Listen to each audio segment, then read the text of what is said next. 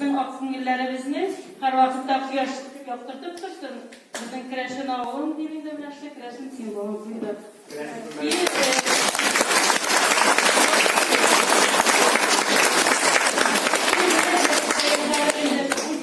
Bizim ağoluna matır tabiatı suretlengen.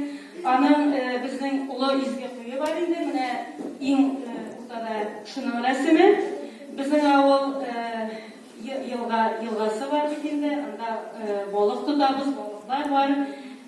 Urmanları jileklerge, gümbelerge var indi. Mine şuşa jilek, korma, inişli suretlerdi indi.